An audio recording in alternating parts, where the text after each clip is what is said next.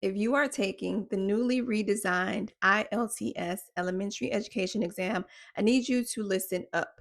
I need you to really understand how this exam is scored because I'm seeing some major misconceptions on how this exam is scored.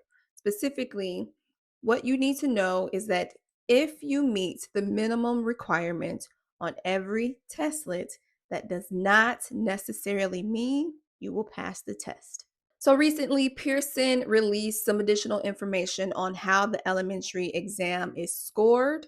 And if you want a full breakdown of the structure of that exam, I did that in an earlier video and I'll post that video in the description below. But today we're specifically talking about your score and what that means and what it looks like and what you need to be on the lookout for.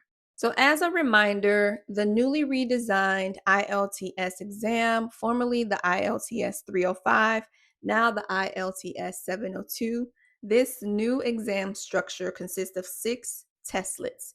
You can take all 6 testlets in one sitting, or you can take them individually, one at a time. Regardless of how you take the test, there are 3 things that need to happen in order for you to pass the exam.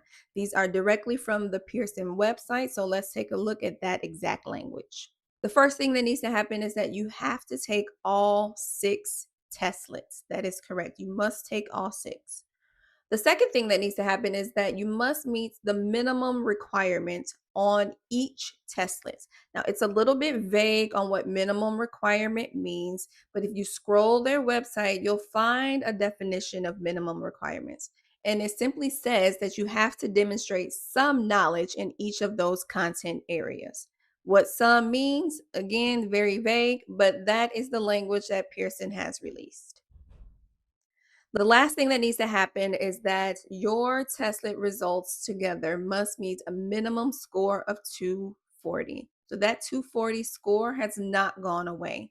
It is just how you get there that has changed. And number 3 is where I think most people get tripped up on.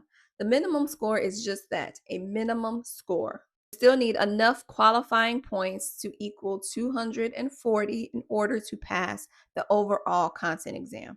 The good news is your qualifying test scores are banked. So if you've already done well on a testlet, that score doesn't disappear. And if you've taken all 6 testlets but don't meet the minimum qualifying points of 240, Pearson says that you can specifically choose which testlet to retake to make up for those points that you're missing.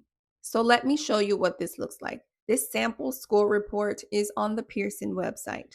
So if you take a look at this score report, this person has a total of 180 points across all 6 testlets. This person has met the minimum requirement for literacy. They've met the minimum requirement for ELA.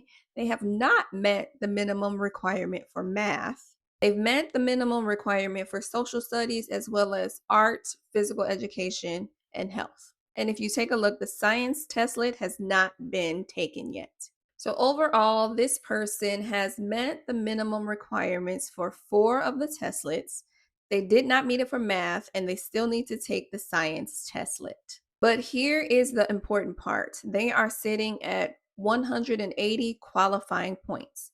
So that means they need 60 additional points in order to pass the content exam. So that changes the game plan.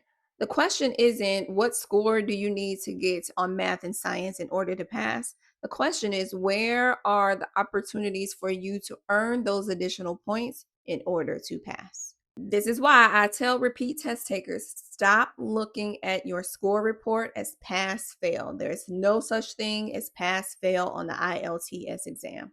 Instead, look at your score report as formative data.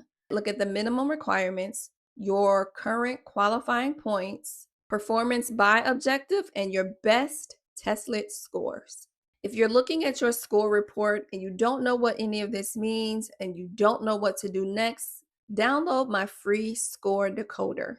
It walks you through how to actually analyze your score report so that you're not blindly studying for your next attempt. So before you schedule another retake, you really need to understand what your score actually means. Because with this new redesigned exam, the question is not, did I meet the minimum? No, that is no longer the question. The question is, what do I need to do to get to 240?